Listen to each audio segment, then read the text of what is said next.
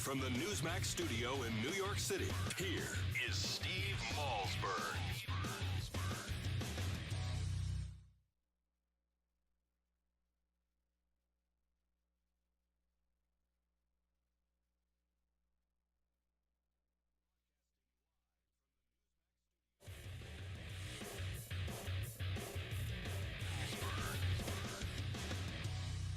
All right, folks, as we get ready to celebrate the 4th of July weekend, very exciting news for me and I'm sure hopefully for you too here on Newsmax Television and the Steve Malzberg Show. All next week, we're going to do a special segment every day called Road to the White House. And every day next week, we're going to talk to political analysts and experts about some of the biggest contenders for the White House in 2016. Guests are going to include Ed Rollins, Matt Towery, Kellyanne Conway, and we're going to discuss the following candidates, one each day: Dr. Ben Carson, Governor Mike Huckabee, Jeb Bush, New Jersey Governor Chris Christie, and Rand Paul. So I'm very excited about it. I hope you'll be tuned in. Tell your friends, and we will head down the road to the White House. It's a very exciting time. Of course, we're going to be immersed in the road to the midterm elections once the summer's over. And we're not going to wait for the summer to be over, but, you know, the nation will be focused on that. So we're very excited about all that. All right, I want to refresh your memory a little bit here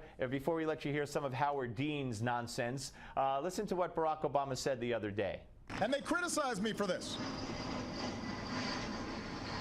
Boehner sued me for this. And I told him I'd rather do things with you, pass some laws. Make sure the Highway Trust Fund is funded so we don't lay off hundreds of thousands of workers. It's not that hard. Middle-class families can't wait for Republicans in Congress to do stuff. So sue me.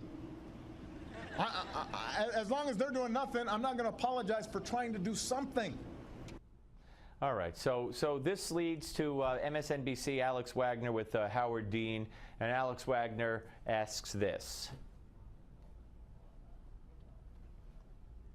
I just wonder whether you think all the vitriol that is directed towards the president really has to do with executive overreach, or whether it's Republican frustration that President Obama seems to have found in some way a workaround around their intransigence.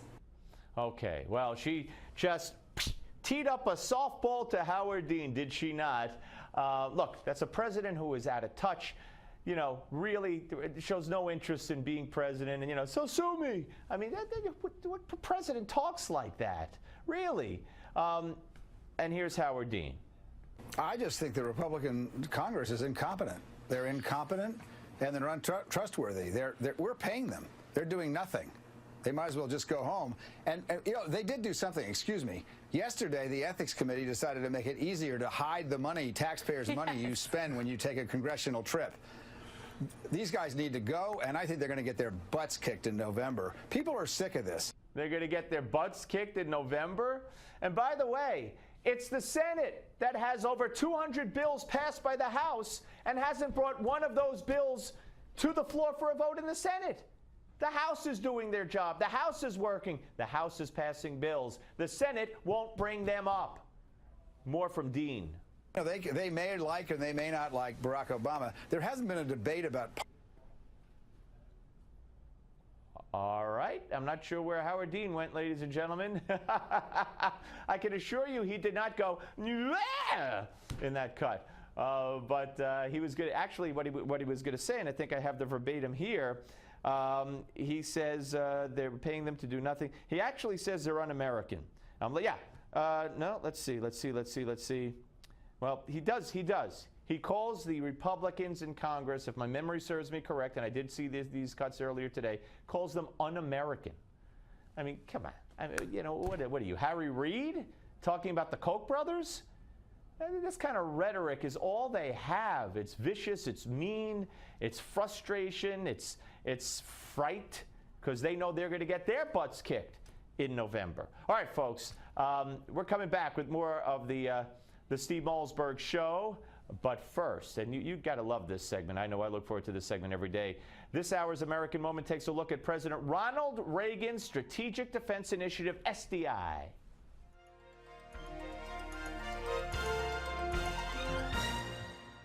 I call upon the scientific community in our country, those who gave us nuclear weapons, to turn their great talents now to the cause of mankind and world peace. On March 23, 1983, President Reagan surprised not only the nation, but members of his own cabinet and military by announcing an Oval Office address that the United States would embark on creating an anti-missile system to stop and destroy nuclear-tipped missiles in space. Reagan called the program the Strategic Defense Initiative, or SDI, while his critics quickly dubbed the program Star Wars. Still, the idea gained popular support and played a key role in undermining the Soviet Union and its arms buildup. By 1987, with his own nation facing economic collapse and unable to match the U.S. program, Soviet leader Mikhail Gorbachev capitulated.